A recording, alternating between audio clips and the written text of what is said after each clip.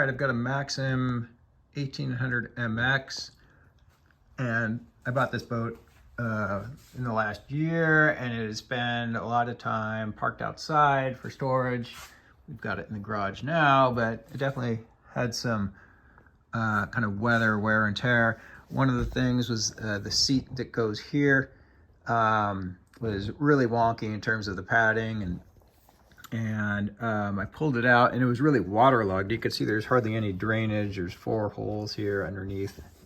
And so if you don't get good drainage and good airflow a couple days out in the rain, and this particular cushion could be completely waterlogged. So I started taking apart some of the cushions, and you can see the staples holding the vinyl covers on were completely rusted out. They were probably galvanized and not stainless. You can see a little bit of like rusty steel debris there. And we're starting to get some cracks along the seams. I'm not going to try to fix that this season, but I will get under there and try to get some RTV and seal that up so it doesn't rip further.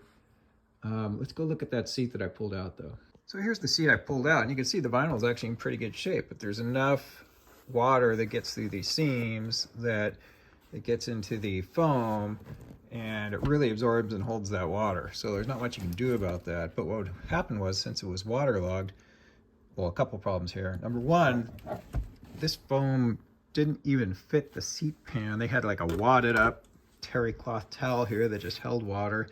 The foam held water.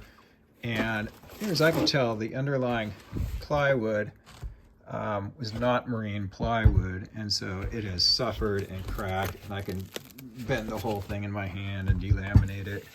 It's completely fallen apart. So here's what I did. I went down to Home Depot, and you can buy, instead of trying to get marine plywood for this seat, you can buy PVC trim boards that are 3/4 of an inch thick or 5/8 thick. They're pretty lightweight. They're good and stiff. And the nice thing about PVC is you can take the cement that you use for your sprinklers and glue them together into a board. So here's what I did here. I got a little ahead of you guys on the video. I cut 4 pieces and I glued them together using PVC cement. And I used, I would apply cement, clamp that together. It only takes, 5-10 minutes, and that glue is holding. Then I'll move on to the next seam until I had 4. Then I would put the plywood over the top of this, and then draw an outline, and then cut it with my jigsaw. Then I put it on the drill press and cut out some ventilation holes so water does have a chance to escape. But I am sure that this PVC board, which actually is reasonably light and it's pretty stiff. Here's a piece that I trimmed off with the jigsaw.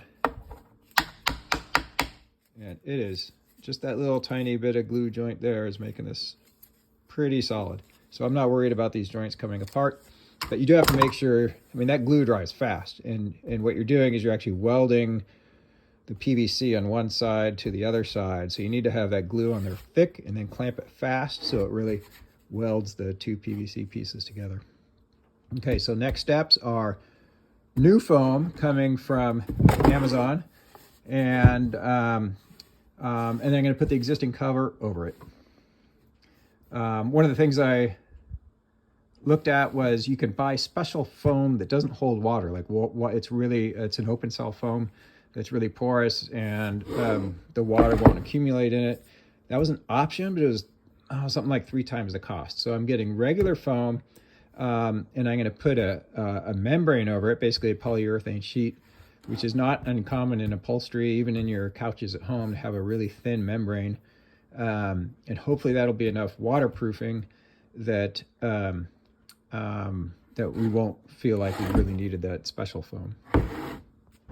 Got the foam today. Here's what the foam looks like. It's comes from this is just Amazon.com, and I got firm hardness, and it's a relatively long piece, longer than I'm going to need. Then I'll have some extra for some other seats. Let's take a look. sure it's vacuum packed like a mattress these days when you order a mattress.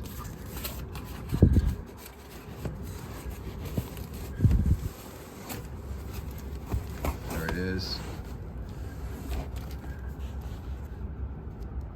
So I'll unbox that, see what it looks like.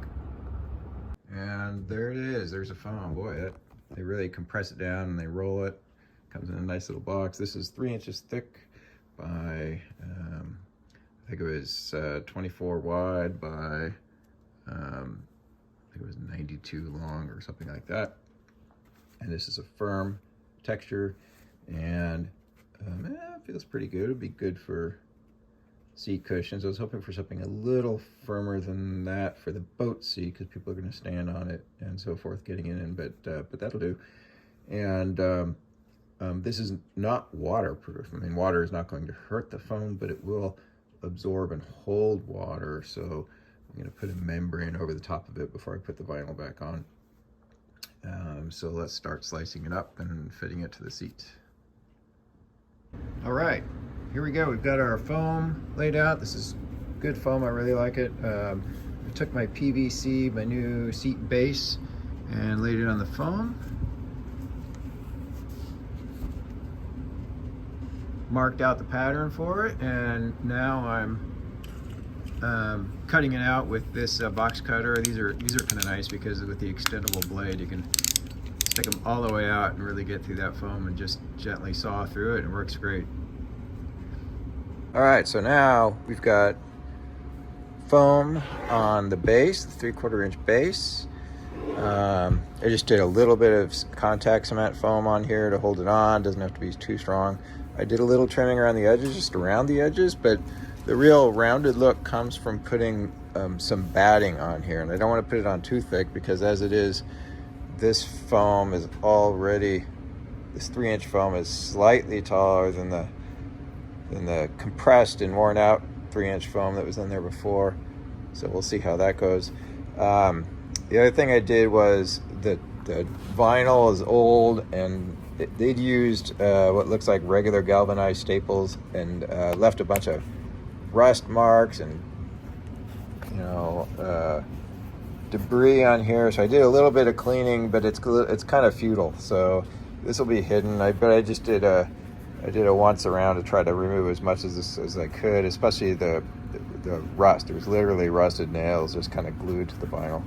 So to clean that up a little bit. The other thing I did while I had some time was I took some, I don't know if it's going to help or not, but I took some clear silicone caulking, and I went over, here's my new caulking gun from this is a great caulk gun, by the way.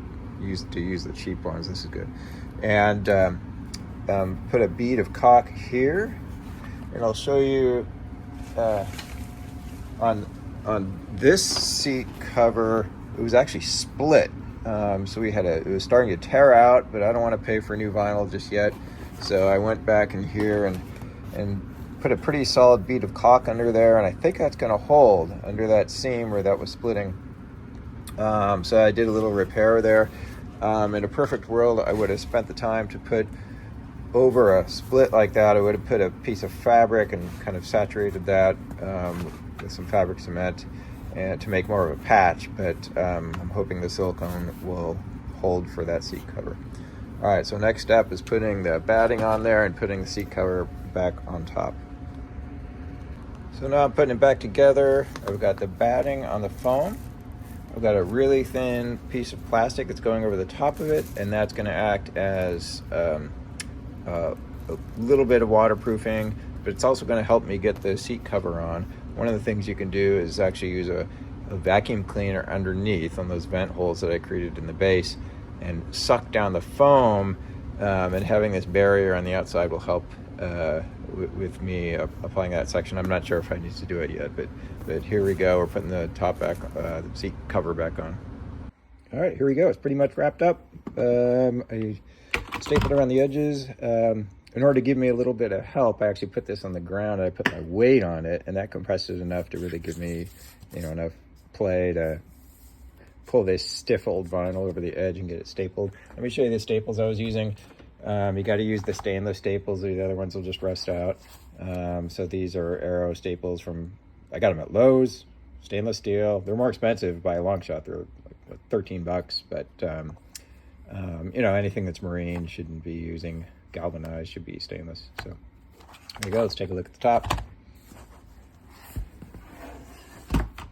Good as it was, not new, but it'll get me through another couple of years. Thanks a lot.